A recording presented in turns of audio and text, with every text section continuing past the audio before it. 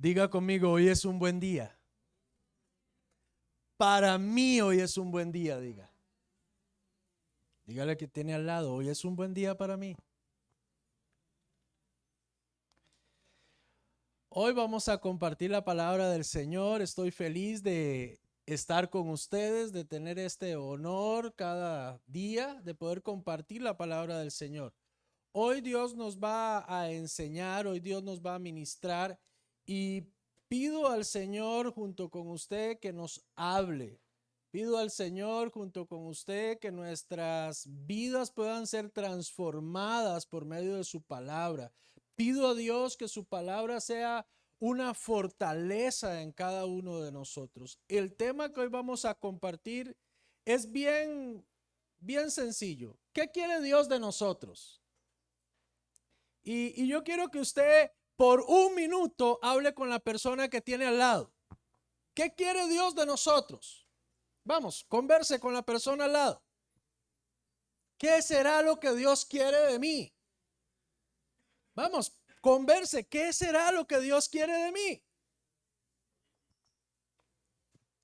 ¿Será que Dios quiere que tenga un mejor trabajo, un mejor carro? ¿Será que Dios quiere que tenga, no sé, más hijos? ¿Será que Dios quiere que yo tenga más plata? ¿Será que Dios quiere que yo pierda todo lo que tengo? ¿Qué será lo que Dios quiere de nosotros?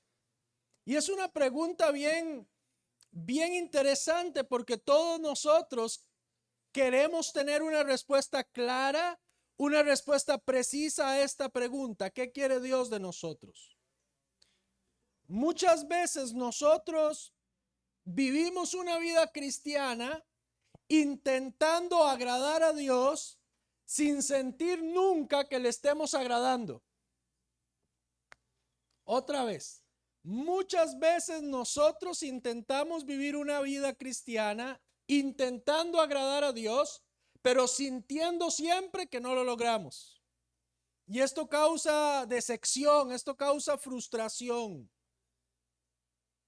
Hace algunos años, y he contado esta historia algunas veces, mi esposa me hacía un reclamo a mí y me decía que yo no la ayudaba. Y yo me sorprendí. Es un reclamo que muchos hombres podrían compartir conmigo.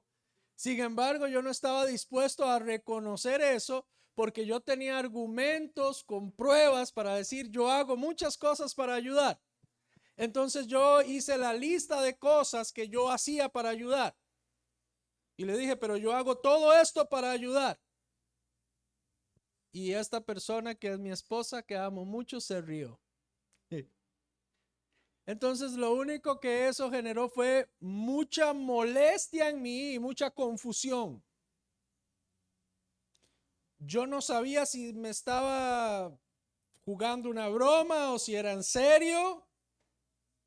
Era real lo que yo le había dicho que estaba haciendo. Pero ella se rió. Ella no valoraba aquello como una gran ayuda.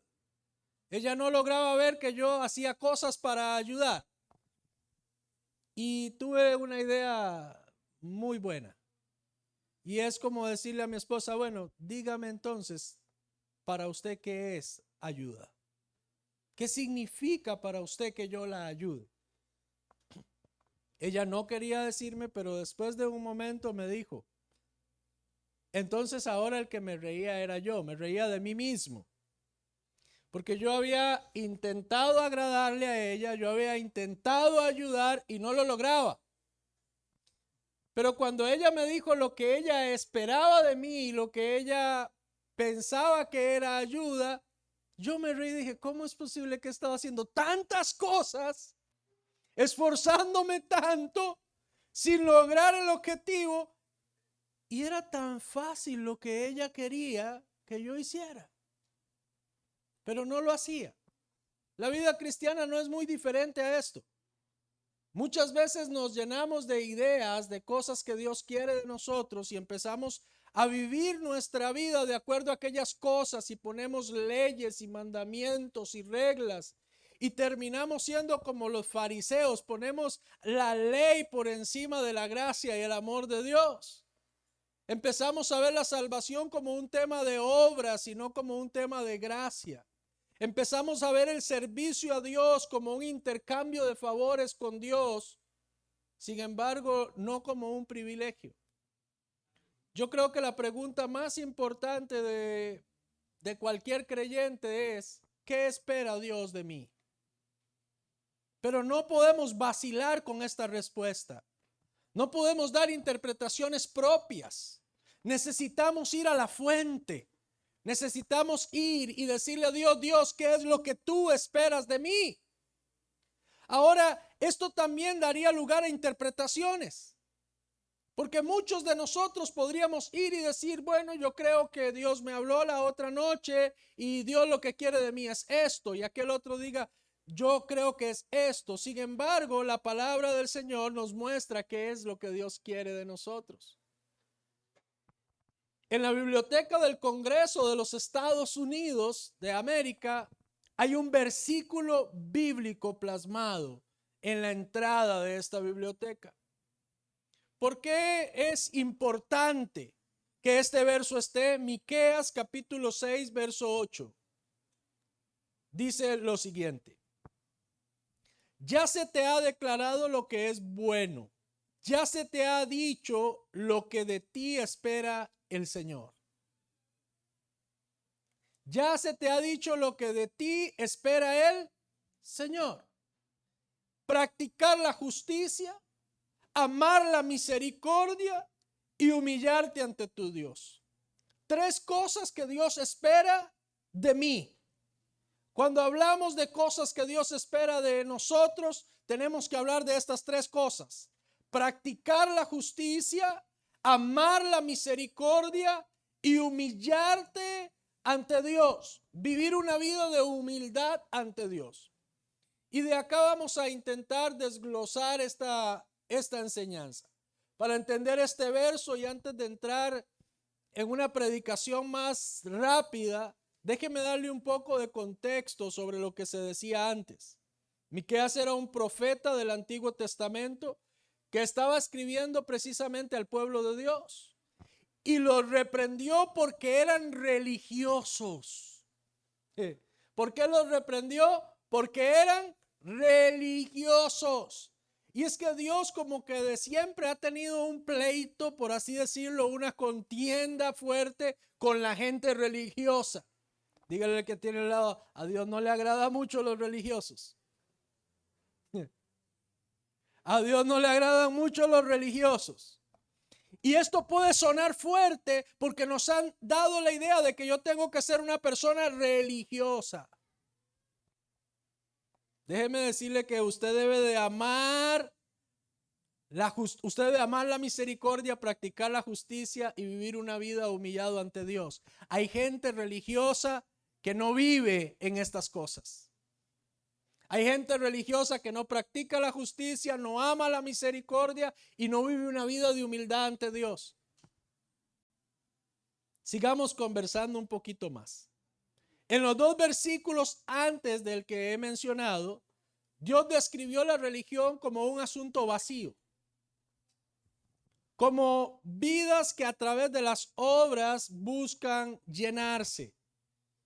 Sabían que habían pecado contra Dios y ellos prácticamente decían, bueno, muy bien, yo sé que pequé con Dios, pero ¿qué tengo que hacer mañana? ¿Cuánto tengo que dar de ofrenda para que ya estar bien con Dios? Pastor, tranquilo. Yo sé que pequé, yo sé que he hecho lo malo, pero pastor, voy a empezar a ir al movimiento Conexión. Ahora sí, como un intercambio, como intentando comprar el favor de Dios, como intentando compensar a Dios por sus faltas. Hay gente que sirve con un peso de culpabilidad enorme. Hay gente que es sometida por pastores y líderes mundiales porque tienen un sentimiento de culpa enorme por causa del pecado y nunca logran sentirse dignos realmente de la gracia o el favor de Dios. El verso 6 y el verso 7 dice lo siguiente: ¿cómo podré acercarme al Señor y postrarme ante el Dios Altísimo? ¿Podré presentarme con holocaustos o con becerros de un año? ¿Se complacerá el Señor con miles de carneros o con 10,000 arroyos de aceite? Ofreceré a mi primogénito por mi delito, al fruto de mis entrañas por mi pecado. Esta gente sabía que necesitaba de Dios. Esta gente sabía que dependía totalmente de Dios, pero también sabían que no estaban viviendo vidas rectas delante de Dios. Y ellos querían comprar el favor de Dios. Ellos querían comprar el perdón de Dios. La religión vacía de este pueblo y de mucho pueblo hoy quiere comprar a través de las buenas obras el favor y la gracia de Dios. Pastor, entonces no hay que hacer buenas obras. Yo no he dicho eso. Pero ¿cuál es la motivación de tu corazón para lo que tú haces? Y acá voy a empezar a desnudar tu corazón de a poco. ¿Cuál es la verdadera motivación por la que tú estás aquí esta mañana? ¿Cuál es el verdadero motivo por el que usted está aquí esta mañana? Y entonces yo digo, bueno, yo estoy aquí porque soy el pastor y me tocaba venir. Y no me quedaba de otra. ¿Será ese el motivo correcto para estar yo aquí? Bueno, Vicente dice, bueno, pastor, yo iba a faltar, pero como hoy me tocaba presidir, entonces vine. Bueno, la verdad es que yo tenía ganas de faltar, pero me había comprometido con los chicos de la banda a estar y no quería quedarles mal. La otra semana falto. Esta no. Bueno, la verdad es que había un paseo familiar, pero se canceló y por eso estoy aquí. ¿Cuál es el motivo de tu corazón para estar esta mañana aquí? ¿Cuál es el motivo de tu corazón para orar cada día? Hay gente que ora solamente cuando tiene necesidad. Y su motivación es clara. Ellos buscan a un Dios que les haga un milagro, que les haga un favor, pero luego se olvida. Hay gente que se acuerda de ciertas personas solamente cuando tienen una necesidad financiera. Dice, yo sé alguien que me puede prestar ese dinero. No sé usted, pero hay gente que de vez en cuando a mí me llama. Y cuando me llaman yo ya sé. O tienen un problema en su matrimonio, o tienen alguna necesidad fuerte. Y entonces ahí soy pastor, apóstol, profeta, el ungido de Dios. Pero después de eso soy cualquier cosa. Sí. Después de eso no existo. Muchas personas hoy, quizás hasta aquí sentadas, esa sea la manera en la que ven a Dios. De una forma religiosa, vacía, no hay relación. No hay verdadera relación. Dios no se agrada de un montón de animales muertos, ni de sacrificios grandes. Dios quiere corazones que valoren lo que Él valora y que sean piadosos de la forma en la que Él es piadosa. Eso espera Dios. No espera otras cosas. Y vemos el versículo 8 que habla de estas tres cosas que Dios quiere de nosotros. Porque muchas veces nosotros queremos comprar el favor de Dios. Y vamos a hablar de practicar la justicia. La justicia es lo que es justo, lo que es imparcial. Dígale que tiene al lado, yo no tengo favoritos. El pastor no tiene favoritos. Yo amo a cada chico que está acá, pero no hay favoritos. Yo doy gracias por cada persona en el ministerio, pero no hay favoritos. ¿Qué significa eso, pastor? Significa que el pastor, que los líderes, que todos los hijos de Dios tenemos que ser justos. O sea que tenemos que ser imparciales. Nosotros somos administrados por la justicia de Dios. Y lo que no se alinea a la justicia de Dios queda por fuera. Punto. No más. Pastor, qué malo. Es que no es mi justicia. Es la justicia de Dios. Cuando hablamos de vivir una vida o de practicar la justicia, hablamos de vidas íntegras. ¿De qué estamos hablando? De vidas íntegras. Nosotros no andamos oprimiendo a los pobres. Nosotros no vivimos solo por nosotros mismos. Miqueas capítulo 3, verso 1 y verso 2, pueden leerlo. Voy a resumir solo un par de líneas del texto. ¿Acaso no les corresponde a ustedes conocer la justicia? Ustedes odian el bien y aman el mal. Oiga, este profeta era bravo, ¿cierto? Llega y les dice a todo aquel pueblo, le dice, hey, pero no les toca a ustedes conocer la justicia. Dígale que tiene al lado, tú sabes qué es la justicia de Dios. Y sonría, porque Dios nos dice, pero no les toca a ustedes conocer mi justicia. Ay. Y el que vino hoy por primera vez dice, bueno, yo llegué hoy por primera vez, pastor. Bueno, gloria a Dios por usted. Hoy usted va a conocer la bendita justicia de Dios. Practicar la justicia significa amar el bien y odiar el mal. ¿Qué significa practicar la justicia? Amar el bien, odiar el mal. Yo no me agrado de las cosas que van contra Dios. Yo amo el bien y odio el mal. Ahora analícese. Le doy un verso para que se analice más profundo. La amistad del mundo es enemistad contra Dios. Analícese. ¿Amas la justicia de Dios? ¿Vives en la justicia de Dios? ¿Practicas la justicia de Dios? Hay tanta injusticia en este mundo. ¿Y sabe qué quiere Dios? Que nosotros, sus hijos, reflejemos su carácter y su justicia. Cuando tú ves que a alguien están haciéndole una injusticia, ¿qué tú haces? ¿Te haces de la vista gorda? ¿No es contigo? ¿No es tu problema?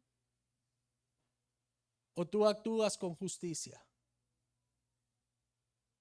Hay injusticias grandes como la esclavitud sexual, el robo, el racismo, el asesinato, violaciones, robos. Y hay injusticias más pequeñas, pero que realmente siguen siendo serias. Robar impuestos, robar diezmos, robar el tiempo de nuestros contratistas, robar el tiempo de quienes contratamos, pagar menos, hablar verdades a medias. Integridad. Vivir en justicia es vivir en integridad. Es vivir una vida imparcial, donde no es mi juicio, sino es el juicio de Dios. Es amar el bien y aborrecer, para que le suene más suave, y aborrecer el mal. Mike Murdock dijo que uno nunca va a vencer algo que uno no odie o que uno no aborrezca. Hay muchos de ustedes que les cuesta dejar el pecado porque aman el pecado. Usted debería de empezar a ver cuánto mal ha producido este pecado en tu vida. Usted debería de empezar a aborrecer con todo su corazón el pecado. Diga conmigo, yo amo la verdad y aborrezco la mentira. Usted necesita empezar a ser un amante de la verdad de Dios y alguien que aborrezca con todas sus fuerzas la mentira. Usted necesita empezar a amar la integridad y aborrecer la hipocresía. Cuando usted ama la integridad y aborrece la hipocresía, usted va a empezar a aborrecer a ese hipócrita que muchas veces vive dentro de nosotros. Pero mientras usted siga chineando a ese religioso, mientras usted siga chineando a ese ser hipócrita dentro de usted mismo, nunca lo vas a vencer. Cuando usted aborrezca el desorden y ame el orden, usted va a vencer el desorden. Avancemos otro poco. Dios odia realmente la injusticia. Es no callarnos cuando hay injusticias. Y quiero dejarle solo una pregunta para que usted se haga. ¿En cuáles áreas de tu vida está Dios llamándote a practicar la justicia? ¿En cuáles áreas de tu vida está Dios llamándote a amar la justicia? Hoy en día es fácil quejarnos del gobierno, es fácil quejarnos de esto, de lo otro, para vivir vidas sin integridad. Cuando nosotros decidimos vivir vidas íntegras delante de Dios, queremos hacer las cosas bien, muchas veces decimos, es que no es fácil. Va a ser más difícil vivir una vida sin integridad, llegar un día delante de Dios y que Él nos diga, yo a usted no lo conozco. Eso va a ser más difícil. El Señor dijo, dar al César lo que es del César y a Dios lo que es de Dios. En otras palabras, Él dijo, esto es justo y hay que darlo. Pero esto también es justo y también hay que darlo.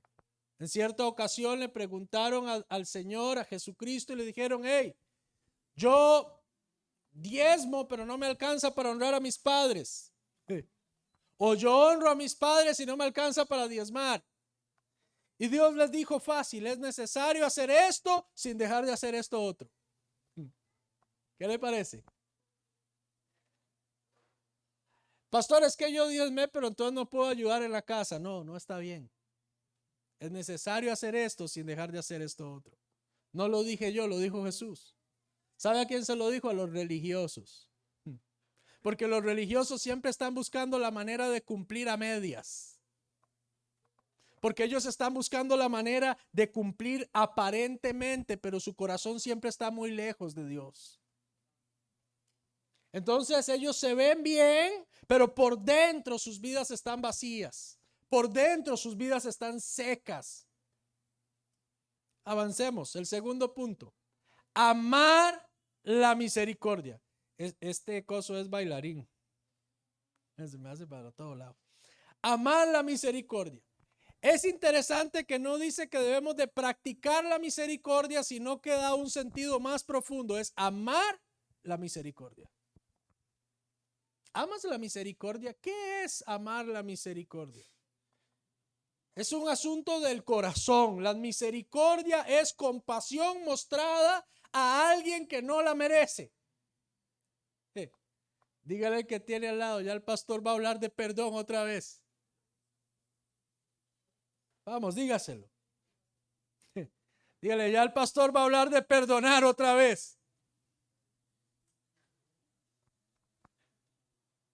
Efesios 4:32. Por el contrario, sean amables unos con otros, sean de buen corazón y perdónense unos a otros, tal como Dios los ha perdonado a ustedes por medio de Cristo. Los que aman la misericordia quieren mostrarla en cada oportunidad que tienen. Como seguidores de Cristo, solo hay un camino y se llama perdón. Yo quiero decirle a usted, iglesia, que ya le perdoné. Pastor, pero no le he hecho nada. ¿Qué importa? Ya le perdoné. Te perdono 1000 veces, 1,000,000 de veces, anticipadamente. Te perdono. Y cuando alguien habla mal de mí, yo le digo, ya te había perdonado, te vuelvo a perdonar. Pastor, pero tenga cuidado de eso porque alguien se puede aprovechar. De mí nadie se aprovecha porque mi vida yo la entregué. Ya no es mía. ¿Cómo te aprovechas de algo que yo no soy mío? Yo soy de Él. Yo me entregué. Tú no te levantas contra mí, te levantas contra el dueño de mi vida. Tú no hablas mal de mí, hablas del que controla mi vida. No tengo por qué defenderme porque no soy dueño de nada. El dueño de todo me defiende, pelea. Cuando alguien nos hace algo malo, cuando alguien tiene una actitud fea contra nosotros, cuando alguien nos causa daño, naturalmente, carnalmente nos enojamos, nos molestamos y naturalmente queremos venganza. Dígale que tiene al lado, queremos pleito. Cuando alguien nos habla feo, yo quiero mostrarle que yo puedo hablar más feo. Cuando alguien nos levanta un poco la voz, yo quiero mostrarle que yo puedo gritar también. Para pelear se ocupan dos.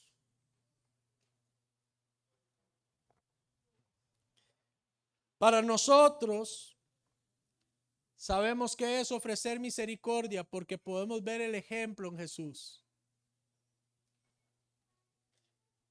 Mi vida, su vida fue perdonada. Y no porque usted lo mereciera, no porque yo lo mereciera. En una cruz, Él vino a decir, perdónalos porque no saben lo que hacen. ¿Está oyendo? Cuando alguien falle contra ti, cuando alguien se levante haciendo mal a tu vida, abre tus manos, cierra tus ojos y mira la cruz. Sí, la cruz de Cristo diciendo, te perdono, perdono tu ignorancia contra lo que estás haciendo. Perdono tu falta, perdono tu humillación, perdono tu oprobio. Perdono el que hayas latigado mi espalda. Perdono el que hayas rasgado mis vestiduras. Perdono cada palabra ofensiva que sale en contra de mí. ¿Sabe? Cuando yo hablo del perdón, hay gente que habla del perdón tan lindo y la gente llora y todo. Y yo digo, qué carga, ¿sabes? Pero para mí el perdón es simple. Yo no merecía nada y un día Cristo me hizo merecedor de todo y yo no lo merecía. Yo mismo no valoraba mi vida, yo mismo no apreciaba lo que yo era, yo mismo no me veía con posibilidad, pero fue en esa cruz. ¿Sabe? Hay gente que cuenta historias y uno se conmueve con las historias. Pero el perdonar no es una emoción. El perdonar es el reflejo de lo que Cristo vivió en aquella cruz revelado a mí, que ahora se expresa hacia afuera. Cuando yo experimento ese perdón, cuando yo constantemente sé que lo que soy es por gracia, que es un milagro, que no merezco estar aquí parado predicándole a usted, que no merezco tener la esposa, la familia que tengo, que no merezco ser llamado hijo de Dios, que no merezco ir al cielo, que no merezco nada. Perdonar es fácil. Pero cuando me la empiezo a creer mucho, cuando siento que soy muy carga, cuando siento que soy muy capaz, que soy y siento la superioridad sobre otros, perdonar es difícil. El perdón tiene que ver con la revelación del sacrificio de Cristo en la cruz, revelado a mi propia vida.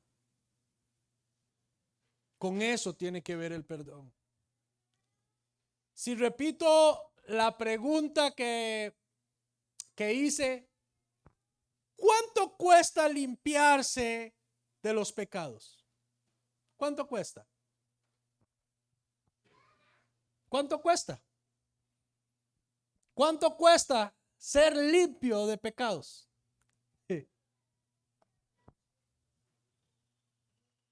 La sangre de Cristo. Esta gente decía otras cosas. Esta gente decía, ¿cuántos carneros tengo que matar? ¿Cuántos sacrificios tengo que hacer? ¿Cuántos golpes en el pecho me tengo que dar? ¿Cuántas oraciones tengo que hacer? Póngame a orar hincado en el maíz debajo del sol. ¿Cuántos latigazos tengo que darme? No, no tienes que hacer todo eso, solo perdona. ¿Solo qué, pastor? Solo perdona. No, pastor. Yo puedo orar, yo puedo ayunar, yo puedo apartarme, pero perdonar. Escucha lo que dice Miqueas en el capítulo 7, versos 18 y 19. Es hermoso esto. ¿Qué Dios hay como tú, que perdone la maldad y pase por alto el delito del remanente de su pueblo? No siempre estarás airado, porque tu mayor placer es amar. Oiga qué hermoso. Porque tu mayor placer es amar. Sigue leyendo. Vuelve a compadecerte de nosotros, pon tu pie sobre nuestras maldades y arroja al fondo del mar todos nuestros pecados. ¿Qué Dios hay como tú, que perdone la maldad y pase por alto el delito del remanente de su pueblo? Cuando nosotros vemos la vida de Cristo, vamos a ver a alguien que vivió en justicia su vida y alguien que amó la misericordia.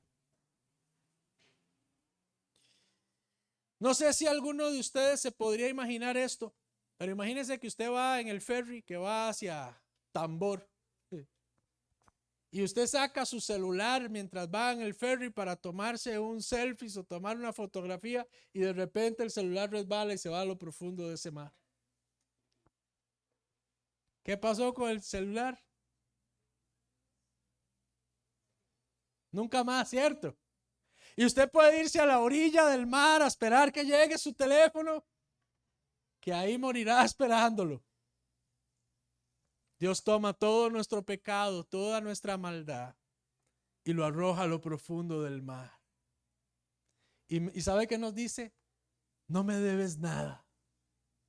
Te perdono. Te limpio de tu maldad.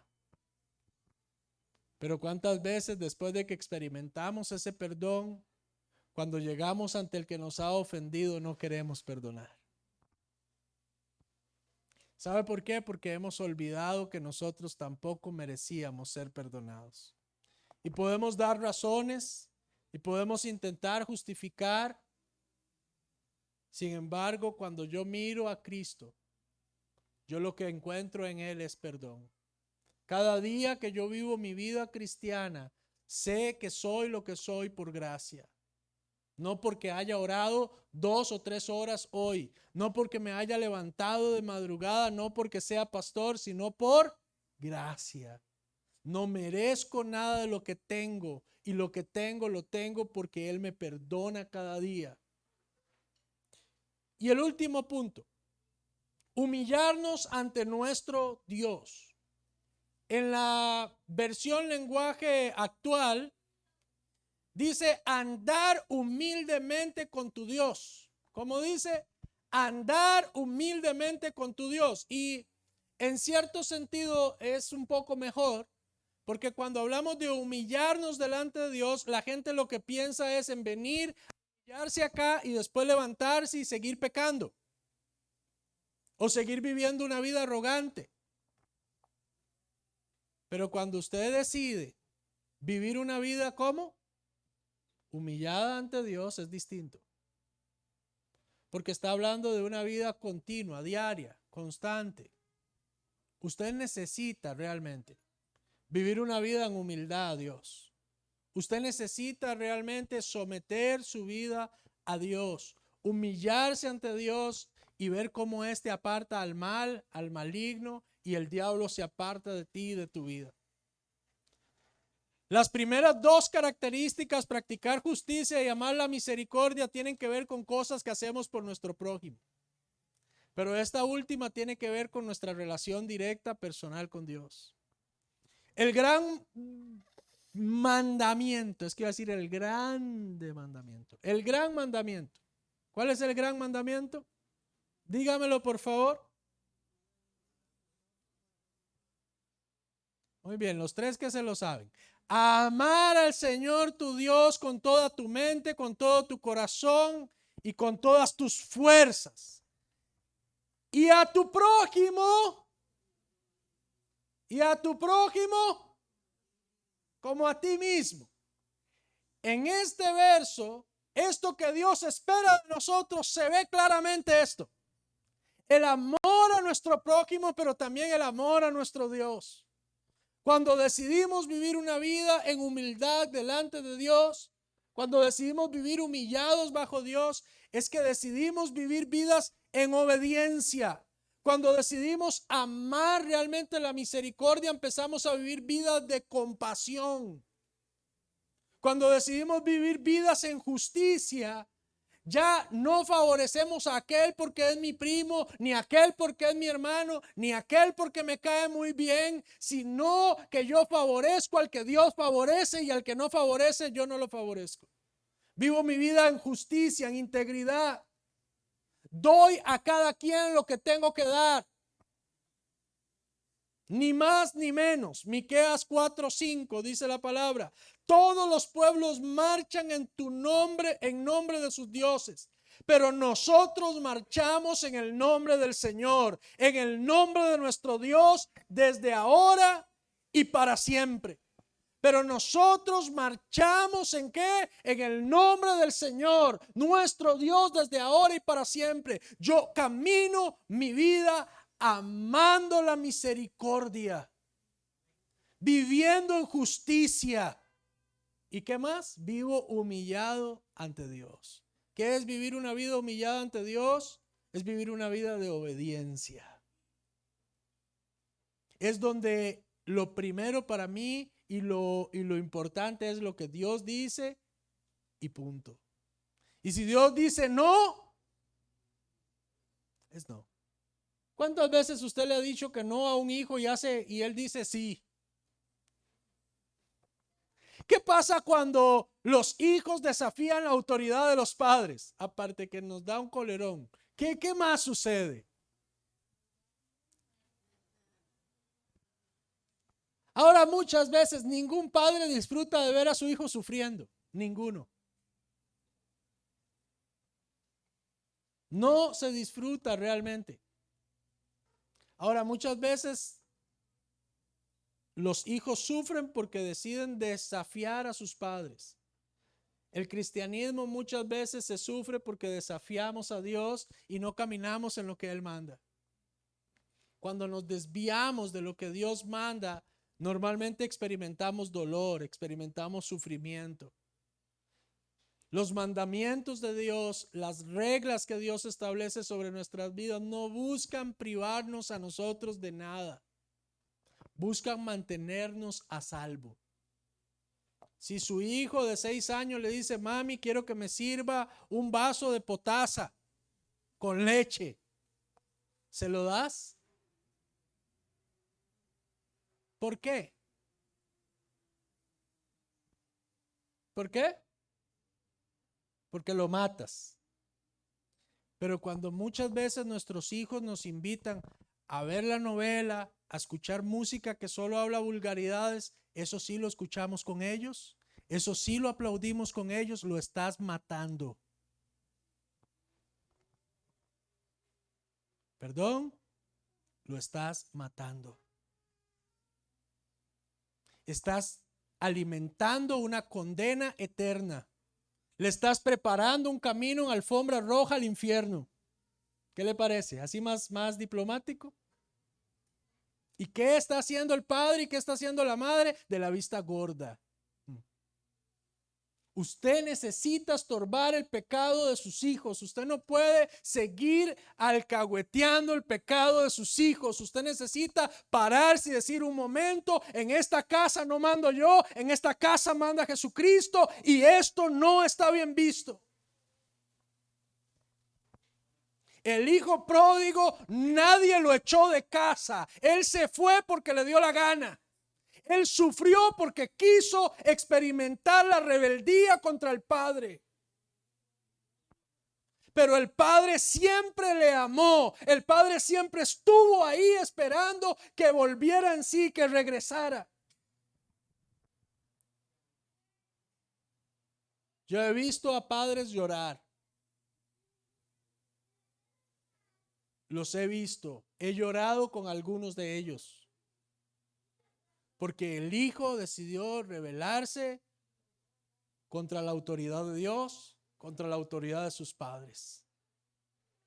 Pero también he visto la historia del hijo pródigo cumplirse una y otra vez en esta tierra. Meses después, años después, regresar a casa y decir: perdón, mamá, usted tenía razón, papá, usted tenía razón. Y he visto a ese padre y a esa madre llorar también con aquel muchacho, con aquella muchacha, o ya no una muchacha, tal vez una mujer o un hombre, tal vez se fue de casa cuando tenía 15, cuando tenía 16, y vuelven con 5 hijos, con 6 hijos, con 4 pensiones, tal vez, arrepentidos, como el hijo pródigo. Malgastó todo lo que se le había dado. Pero ¿sabe cuál es la actitud del padre? No le sacó nada en cara. Ni siquiera le dijo: ves, te lo dije. Sino que le abrazó, le besó.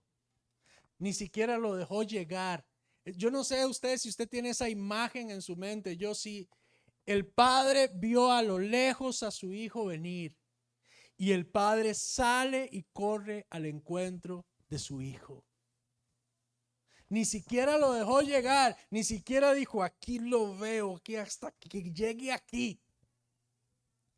Cuando solamente lo vio que venía, el padre corrió. Si esta mañana usted ha estado lejos de Dios, si esta mañana usted dice: yo no he caminado en la justicia, yo no he caminado realmente, yo no he amado la misericordia, yo no me he humillado ante Dios, pero esta mañana usted decide voltear un poco su mirada a su padre, déjeme decirle que el encuentro se va a dar, porque su padre va a correr hasta usted, le va a abrazar, le va a besar y se va a alegrar conmigo, con todo el cielo. Y quizás haya gente aquí que no se alegre, pero Dios el Padre está feliz, yo estoy feliz, y los hermanos mayores nunca están felices, porque son religiosos. ¿Y sabe cómo se sienten ellos? Desafortunados. Ellos dicen: ya volvió el favorito del pastor, ya volvió la favorita. Y el Padre no tiene favoritos, el Padre tiene un amor justo para cada uno. ¿Está oyendo? El Padre tiene un amor justo para cada uno. El perdón del Señor es algo que todos necesitamos. Aquí ninguno de nosotros es más carga, porque todos veníamos en la misma condición, condenados. Depende cómo se pronuncia, es vacilona esa palabra. Condenados. Montón de condenados. Usted y yo, fuera de Dios, vivíamos condenados. Ya no había solución, pero Dios nos amó. Hoy, para terminar este tiempo, yo quiero invitarle a usted a que considere este verso que hemos visto hoy, a que usted pueda profundizar en estas 3 cosas. Y la próxima vez que alguien le pregunte a usted: ¿usted sabe qué Dios quiere de mí? Ya usted va a saber qué es lo que Dios quiere de nosotros. Respóndame. Vamos a ver. Por este lado, ¿qué espera Dios?